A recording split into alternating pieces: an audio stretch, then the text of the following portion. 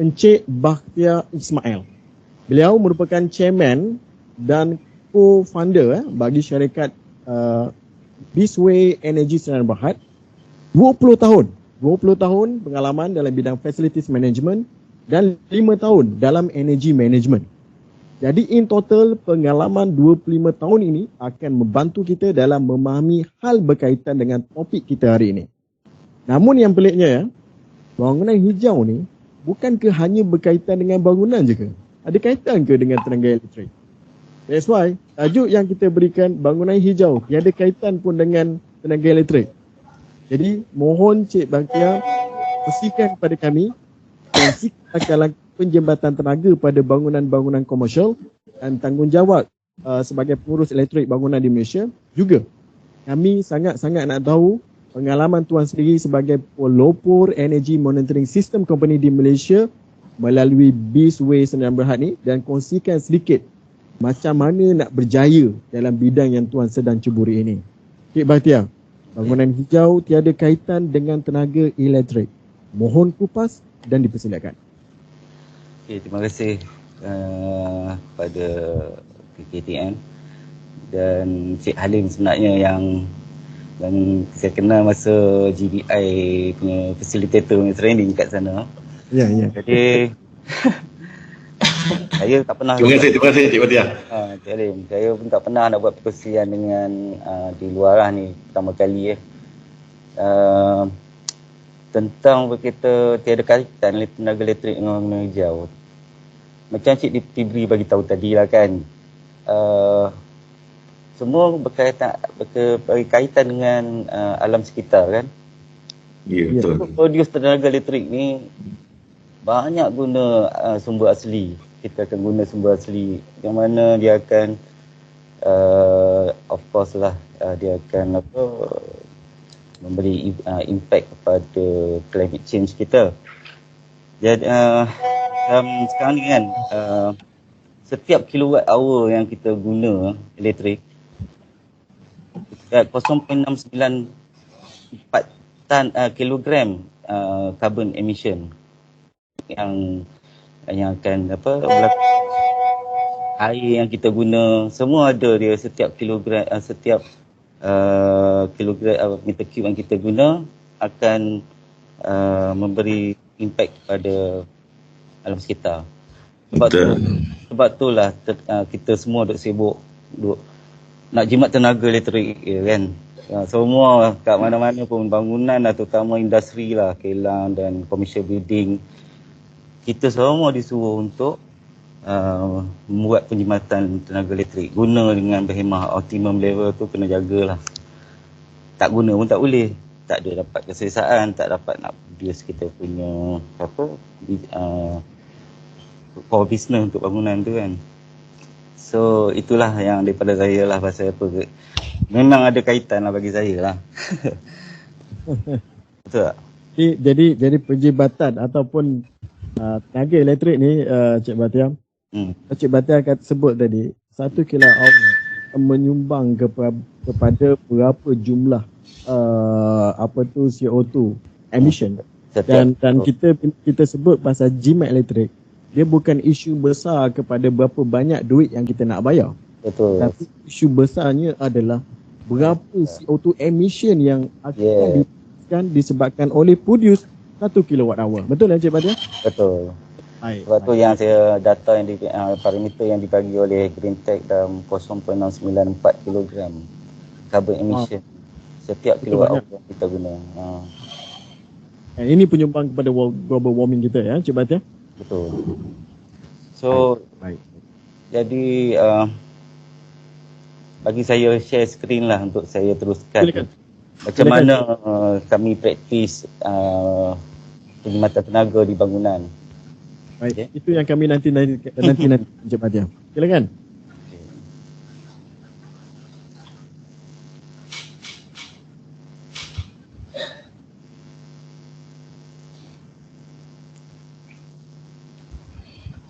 Here we go. Ini perkongsian pengalaman kami lah dalam mengurus tenaga dan langkah-langkah yang kita buat dalam penjimatan ni.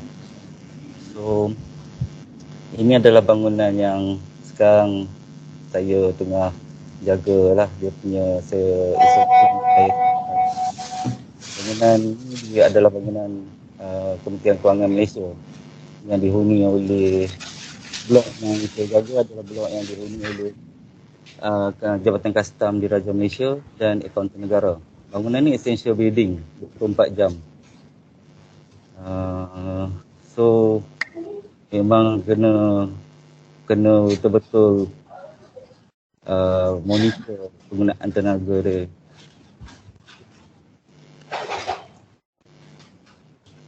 So topik-topik yang berkaitan yang saya beri yang saya akan share untuk hari ini, apakah praktis yang terbaik yang saya rasa lah yang kita buat dalam pengurusan tenaga bangunan komersial.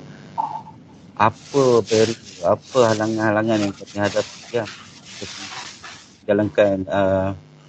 untuk menjalankan kerja-kerja ni. Macam mana kami atasi dia. Apa pencapaian setakat ini yang kita orang dapat dan apa peluang-peluang dan untuk student ataupun newcomers dalam industri ni. Bidang-bidang yang berkaitan yang boleh dia orang ceburi lah, dia orang boleh pilih. Wow, Cik Bhatia, ini konten yang sangat menarik Cik Bhatia. Kami nanti-nantikan. Kan?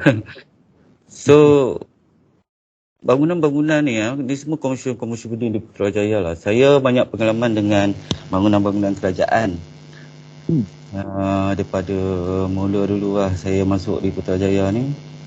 So saya tengok lah daripada sebelum email 2008 ada lagi sangatlah ada banyak perubahan lah kerajaan punya dipanggil apa inisiatif untuk ke green building ni dalam conservation tenaga, penyematan tenaga ni. Tetapi masa kami jaga bangunan ni, kalau ada pun masalah pasal penyematan tenaga, semua akan cari pengurus tenaga. Adakah pengurus tenaga punya tanggungjawab orang untuk uruskan penyematan di bangunan-bangunan komersial ni? Jadi itu pun soalan dia. Kena tahu commercial building ni dia ada macam-macam. Dia ada hospital, ada office, ada universiti, hotel. Bangunan ni dibina tak sama ada guna minimum spec ni ataupun guna GBI tool. Lepas dah guna macam mana? Nak guna lepas dah siap dia serah pada pengguna. Kami kat bahagian demand side ni, bahagian yang guna ni kena guna dengan cara berhemah. Ada cara lah macam mana guideline, macam mana kita nak pastikan fasiliti-fasiliti ni diurus dengan mengambil kira faktor-faktor penyematan tenaga. So bangunan komersial ni bila dah siap mesti ada melibatkan people yang dalam ni. Ini adalah definisi yang diberi oleh pengurus International Facility Management. So semua people dan place yang ada dalam ni mesti ada satu organisasi yang akan lead, yang lead untuk pengurusan dia. Apa praktis yang dia orang akan guna untuk urus benda ni. So diorang ada facility management plan, ada perancangan dalam mengurus fasiliti ni. Okay, untuk pastikan bangunan ni function, comfort, safety, efisien. Kita tak boleh nak jimat tenaga tapi tak ambil kira dia punya keselesaan, keselamatan. Kalau nak jimat betul, tutup terus lah, memang jimat betul lah kan, tapi tak sampai lah dia punya kita punya guna betul. So ada dia punya teknologi yang kita akan guna dalam ni. Ini adalah definisi pengurusan tenaga. Cik Bhatia, sebelum kita teruskan Cik Bhatia, Cik Bhatia banyak terlibat berpengalaman dengan bangunan-bangunan kerajaan dan kebanyakannya adalah bangunan-bangunan di Putrajaya. Bila melibatkan dengan energi konservatif, dia akan cara tak langsung bagi kami orang awam melihat kepada kerajaan ni nak jimatkan duit aja kan melalui penjimatan elektrik. Tapi sebenarnya perspektif itu lebih besar. Kita melihat kita tadi comfortnya, kita melihat kepada functionality-nya kan. Saya setuju kalau kata betul-betul nak jimat, jangan operate. Betul lah. Kita clear. Alhamdulillah. Baik, Cik Batiar, maaf mencelah. Jadi Cik Batiar, teruskan. Energy Management and Conservation. Okay.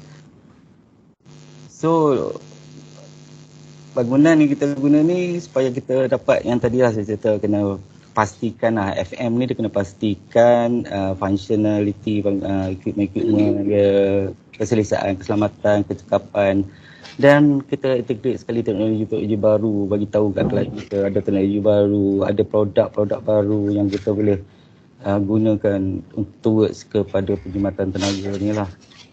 So FM sangat penting lah dalam satu bangunan komersial. Dia ada plan-plan. Dia bukan takat kalau orang cakap FM ni kerja dia servicing, maintenance, tak. Sebenarnya banyak proses dia. Lebih 20 lebih proses dia. Semua ni yang ada ni. Ini adalah proses-proses FM kena buat. Salah satu dalam proses tu adalah Energy Management and Conservation. So, macam mana nak buat Energy Management and Conservation ni? Terus dia nak urus macam mana pengurusan tenaga kat dalam tu. Ada dalam FM team ni dia ada engineer, ada chargeman, ada wireman, ada apa semua in-house tau. Dia station dekat bangunan tu. Dan ada seorang pengurusan tenaga yang akan bagi tahu dekat tim ni kita kena buat macam ni untuk penuhi keperluan dalam kontrak untuk buat energy management and conservation ni. So energy manager ni bukan kerja seorang, dia perlu komitmen semua orang, termasuk orang yang tinggal di situ dan pengurusan atasan bangunan, pemilik bangunan dan sebagainya lah. So macam mana dia nak buat? Dia ada proses dia. Kena adopt standard guideline, ada protokol dia yang FM akan buat lah. So ini adalah standard-standard yang biasa kami akan adopt. ISO 50001, dia ada Common Improvement Cycle dia, PDCA. Di mana-mana ISO ada PDCA ni. So dan spek dalam yang dia spek up dalam MS 1525 kita akan gunakan lah. Kita akan refer. Selain daripada tu kita akan tengok juga peraturan-peraturan yang ada dalam Akta Bekalan Elektrik email 2008 ni. So ini adalah kena pergi kursus lah, dia akan cerita. Dan ISO ni pun ada kursus tertentu yang ajar macam mana nak implement dia, dokumen-dokumen apa kena maintain untuk buat ISO 50001 ni. So kita akan buat, facility manager tu akan dan tim dia akan buat benda ni lah, yang plan. Yang pertama kita akan plan lah what to do, apa yang kita nak buat, macam mana kita nak buat. So first sekali kita kena faham lah apa requirement bangunan tu. So tiap bangunan komersial dia berbeza, dia punya core business macam saya cerita tadi lah. Kalau macam hospital, healthcare dia ada lain, dia punya fungsi. Kalau bangunan pejabat lain. So dia punya requirement apa yang kita perlu listkan. Dan kita kena dapatkan komitmen orang atasan. Semua macam hospital dia ada pengarah hospital tu. Kalau pejabat, setiap pejabat dia mesti ada pengarah-pengarah macam Jabatan Kastam dengan Jabatan Akauntan Negara yang saya jaga ni. So pengarah-pengarah yang ada di situ memang bagi kerjasama kat kita dan dia bagi tahu kat subordinate dia, so bagi kerjasama kepada FM untuk buat penyematan program dia. So kita, dan FM tu kena ada satu team energy dia untuk buat optimization dan kena ada set target. Macam mana kita nak kasih barrier untuk yang kita akan hadap lah. So selain daripada tu, yang kita dah plan tadi kita akan buat lah. Yang pertama kita akan identify apa equipment yang guna tenaga paling tinggi kat bangunan tu. Kita akan buat benchmarking sebelum dan selepas. Kita akan buat training. Semua maintenance team kita akan beritahu macam mana ni, kita akan eliminate wastage dia. Ni kita akan buat. Lepas kita dah buat, kita akan check apa perancangan perkhidmatan tenaga yang kita buat tu sama ada berkesan atau tak, dan apa yang kita perlu baiki lagi, dan benda ni akan jadi satu cycle yang berterusan lah.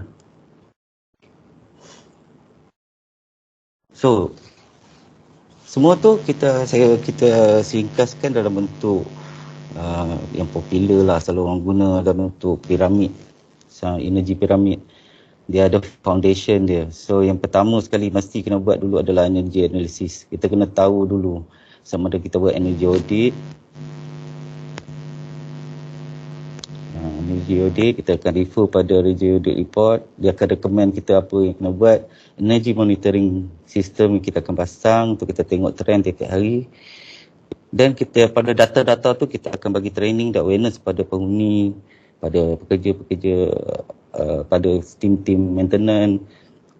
Lepas tu baru kita dah dapat optimal level, baru kita akan pergi kepada, kita akan recommend untuk buat retrofit atau upgrade peralatan-peralatan yang sedia ada yang kurang, yang tidak efisien, yang lama lah macam lampu ke apa, baru kita akan gunakan.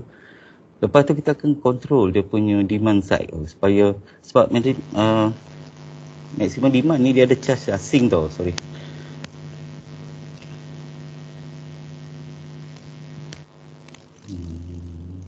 Ni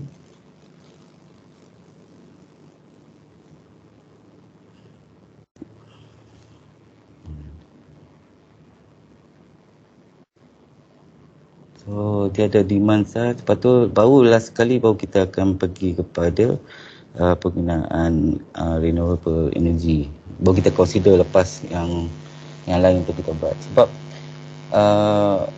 untuk macam power generation side lah, dia orang kan ada macam renewable energy punya farm lah, untuk dia orang masukkan supply more greener punya power ke dalam grid.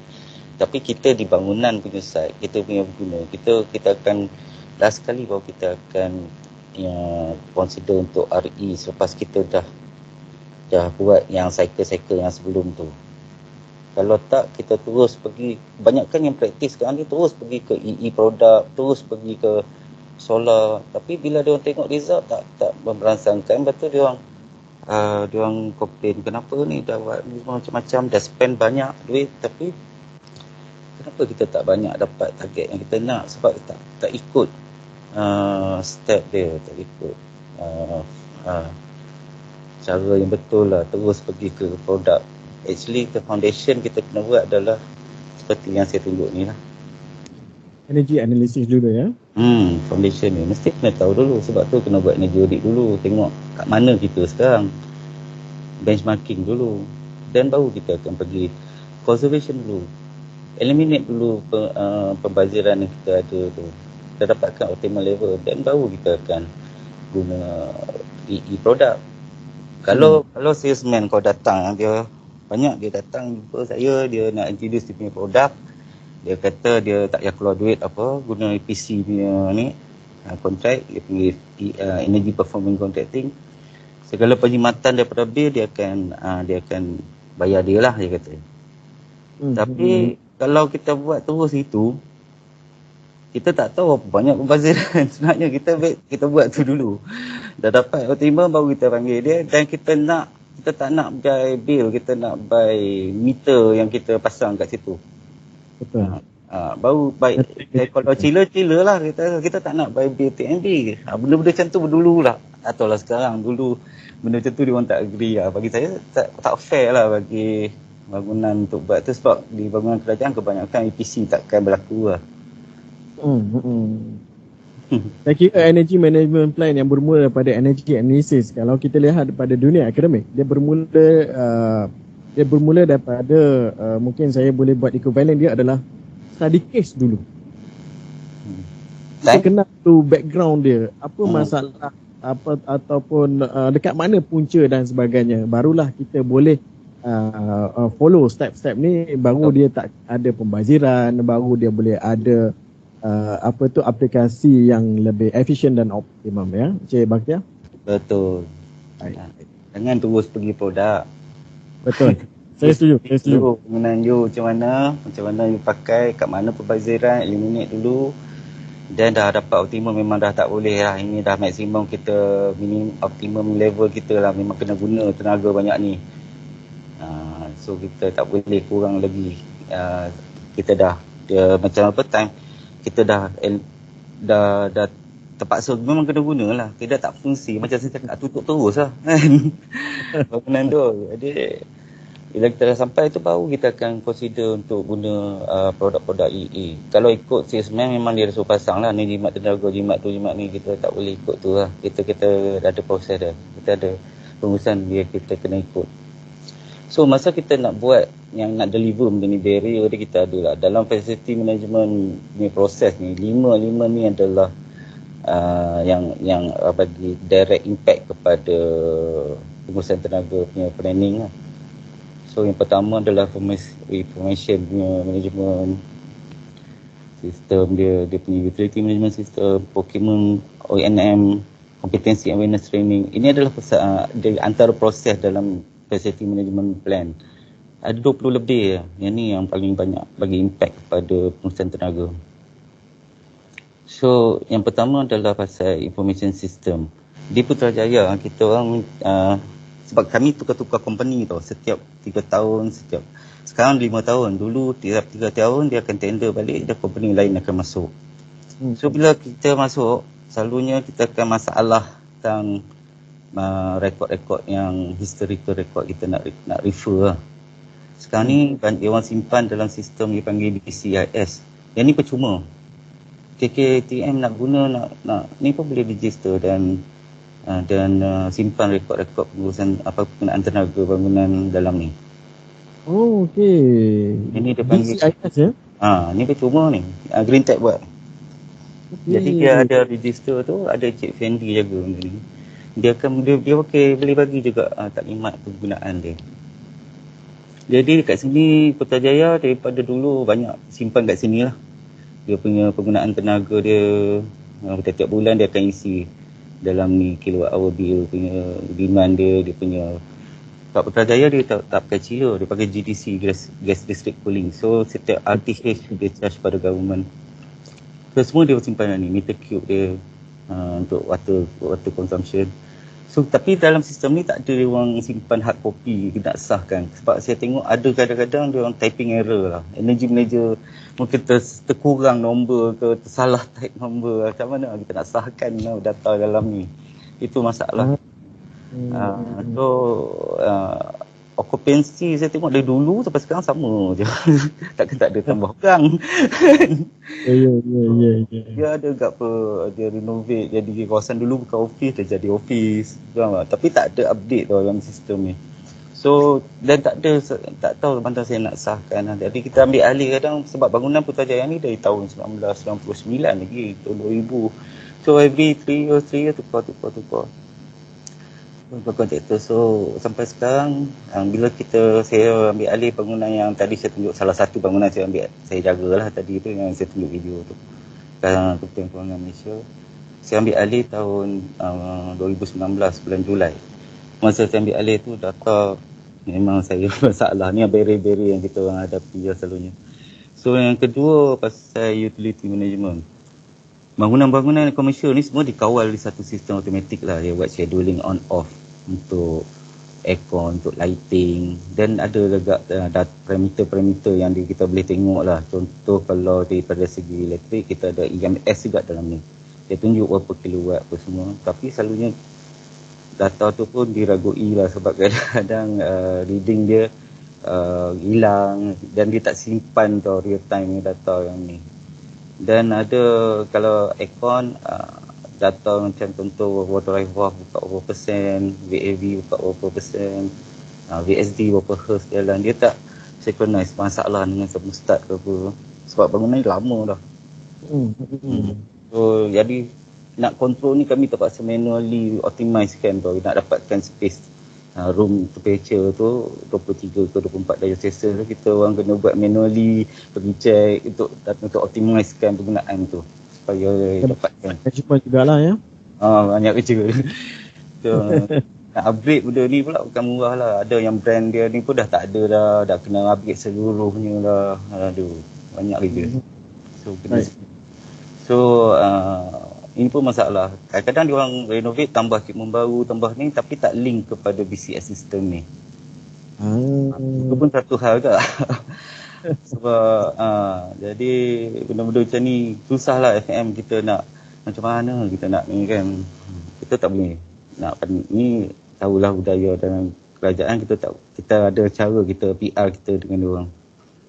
Jadi saya kira masalah-masalah yang berlaku sekarang ni mungkin disebabkan oleh lack of experience, lack of knowledge, lack of skill. Betul. Dan dari situ kita lihat masalah itu sebenarnya satu peluang yang besar. Betul. Besar. Setiap masalah memang peluang. Betul. Sebab bila ada peluang adalah prospek pada student newcomers kan. So lagi satu yang kita, bila benda tadi tu bermasalah, dia impact juga pada team maintenance kan. Jadi kat sistem tu kadang tunjuk off, tapi dekat onsite actually tak off tau. Dia tak synchronize lah. Sebab dia memang masa tu dia rely pada control room punya dashboard untuk bus system tu. Automation system yang saya tunjuk tadi tu kan. So malam-malam dan dia orang kerja sampai office hour. Lepas malam operator selalunya 2 orang. Dia tak ada yang dia cakap dia check, tapi saya yakin tak ada lah kan. Mana-mana pun dia memang kata off lah, off. Semua kat BCS tunjuk off. Kalau dia jalan pun kadang bila-bila isu ke apa dalam pejabat dia orang kunci FM NMT tak boleh masuk. Kan. Dan bus system kat bangunan kerajaan di Putrajaya ni mungkin dululah betul juga kadang kita fikir, sebab kau tengok Mission Impossible kan. Orang hack sistem lah, boleh off on bangunan lah apa. Jadi bangunan control room kat bangunan-bangunan kerajaan Putrajaya ni memang kita takkan link dengan internet ni. Kita tak boleh nak kontrol daripada luar. So, memang kena pergi ke control room. Mungkin ini salah satu safety agreement lah. Jadi macam mana kalau kita nak tengok online betul, kita nak kontrol. Jadi sebab kita kena ada satu sistem energy monitoring system yang kita boleh counter check ya. Sebab energy monitoring system ni dia direct claim, dia claim dekat kabel power kita tu, dan kita connect dekat platform online kita boleh tengok. Kalau sistem bus tunjuk off dekat kita punya online system yang kita claim tadi tu, energy monitoring system ada lagi kilowatt, maksudnya sistem kau tak off lagi kan. Jadi ini yang kita duk promote lah, dan kita dah pasang dekat bangunan ni tu, dekat yang kita test itu. Nanti saya tunjuk demo. Baik. So lagi satu, energy manager, pengurus tenaga dekat bangunan kan, dia susah nak dapat kerjasama jugalah. Sebab tim-tim on-M ni dia ada kerja dia. Setiap hari dia kena pergi buat routine inspection, dia kena buat schedule punya maintenance, dia kena ada aduan, dia kena pergi buat corrective maintenance. Siapa yang nak tolong pengurus tenaga pergi buat optimization? Sebab tu yang ni pun salah satu juga lah. That's why saya akan buat satu team khas lah. Mungkin ada 2-3 technician yang akan bantu dia. Technician ni lah yang kita akan ambil daripada graduan energi kita, yang dia faham pasal benda-benda pengurusan tenaga ni. So ni data-data yang kita measure sebelum ni pun dia orang measure kat site tu. Masa buat preventive maintenance tu dia orang claim, dan dia orang ambil reading. So at that time sahajalah yang reading tu, kita macam mana energy manager nak tengok dia punya trend. Jadi, on the measurement lah, dia bukan data log. Yes. Data ya. Kita buat data log masa, banyak equipment. Satu bangunan kadang 100 lebih isu macam tu kan. Semua tu dia boleh buat pun 3-4 isu satu hari. So benda-benda macam ni kita perlukan satu monitoring system lah untuk mengurus tenaga guna. So kita cuma tahu berapa total kita guna tenaga bila dapat bil. Lepas tu alamak tinggi, macam mana aku nak jawab ni dalam mesyuarat ni. Itu pengurus tenaga selalu punya pening kepala di Putrajaya tu. So dia mulalah assume lah, banyak assume, banyak orang OT, banyak orang ni. Itu yang berlaku lah. So kita nak atasi dia macam mana cerita lah.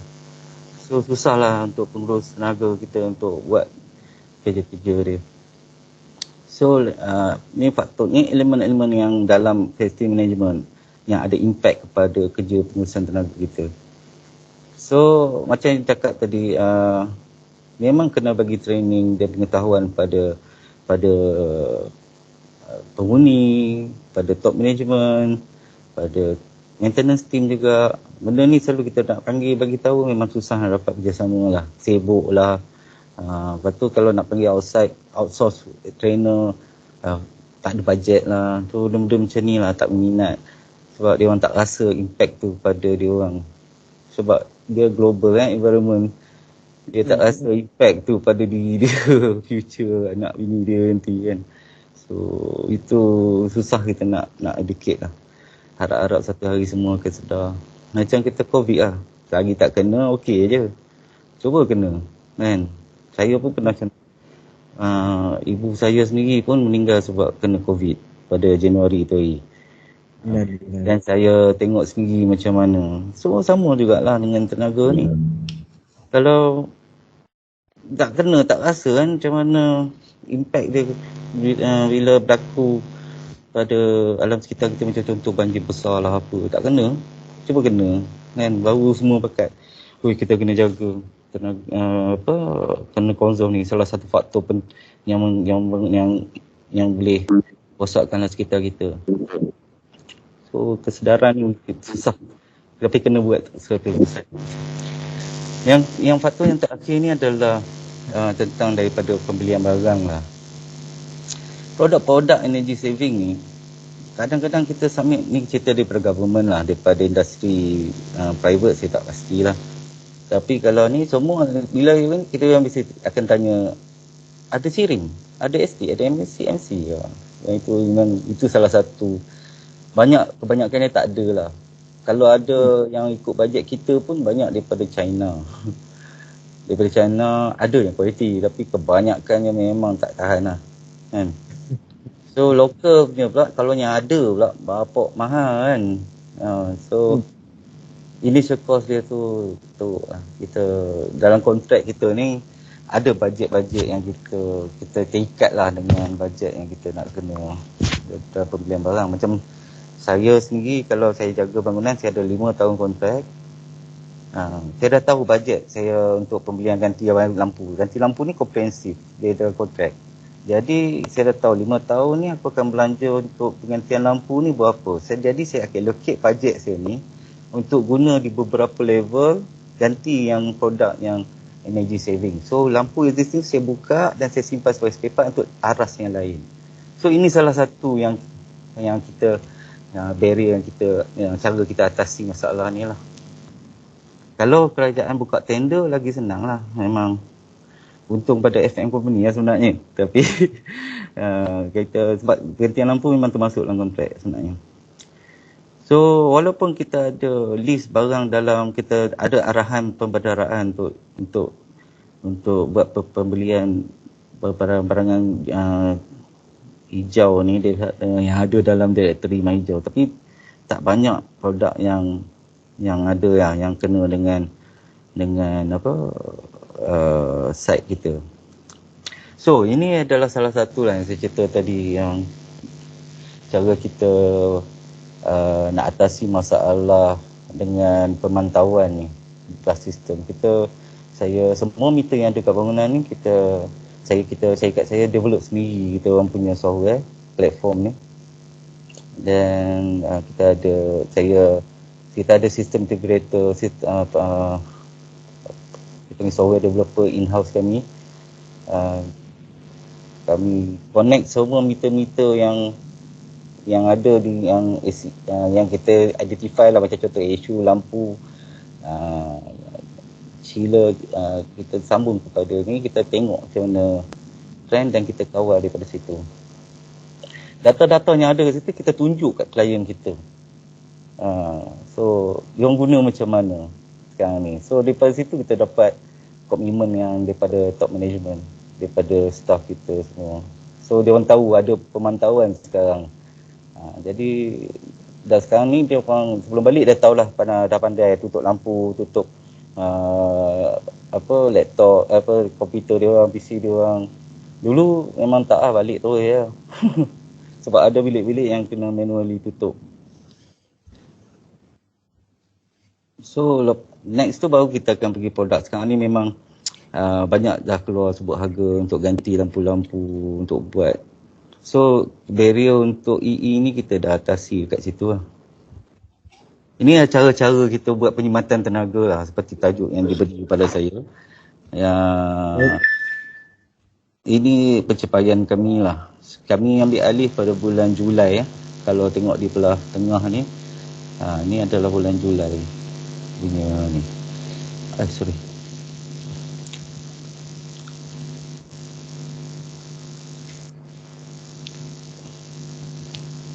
Kalau tengok annualized saving ni, kita start pada bulan Julai, kita dah start monitor dan kita dapat identify banyak masalah dekat BCS dan SAU lain, dan kita eliminatekan benda tu lah. Dan sekarang makin turun dan kita terus sustain. Lepas tu baru JKR buka tender untuk pergantian lampu-lampu. So sekarang makin lagi rendah kita punya pencapaian penggunaan tenaga di bangunan ni. Dulu bangunan ni tak pernah guna bawah 3 juta kWh dalam 6 bulan lebih. Sekarang dah di bawah aras tersebut. So ini adalah strategi-strategi yang kita suggest lah untuk buat. Yang pertama mesti kena buat training awareness dekat tenant, dekat team. Yang kedua, kita kena sustain benda tu melalui pemantauan dan pengurusan tenaga, pengurusan operasi dan maintenance, pembelian, kena ada analisis. So information system pun kena update lah, kena pakai. Ni RMK 11 punya salah satu punya ni smart metering. Kontrak-kontrak untuk buat kerja dalam kontrak FM ni, dia ada bahagian untuk pengurusan tenaga ni sepatutnya bagi kat satu syarikat kita panggil ESCO kan, Energy Service Company. Terutama untuk bangunan yang guna lebih 3 juta kWh, biar dia orang yang consult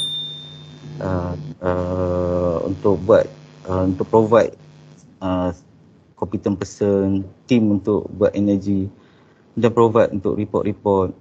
Sebab bila energy manager in-house kat site, dia seorang, susah dia nak dapat kerjasama dengan tim-tim FM, maintenance, sebab dia orang pun ada kerja dia orang.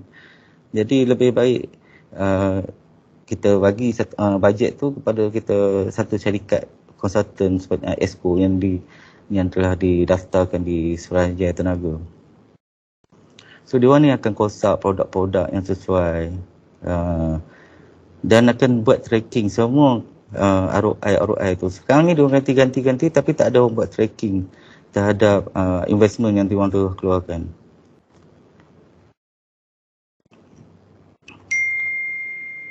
So sistem yang saya cakap ni adalah sistem real time energy monitoring system, satu platform yang mana kita graf yang kami buat ni, ada graf dia, kita boleh energy manager tiap-tiap bangunan je lain-lain tu, dia nak graf dia macam ni supaya dia nak memudahkan dia punya laporan. So dalam platform ni dia ada semua elemen FM ni, yang data yang boleh digunakan dalam elemen FM ni. So ini akan memudahkan pengurus tenaga di bangunan tersebut. So sistem yang pemantauan ni yang kami develop ni, seperti soalan tadi ya, macam mana kami guna, saya akan demo kat sini lah.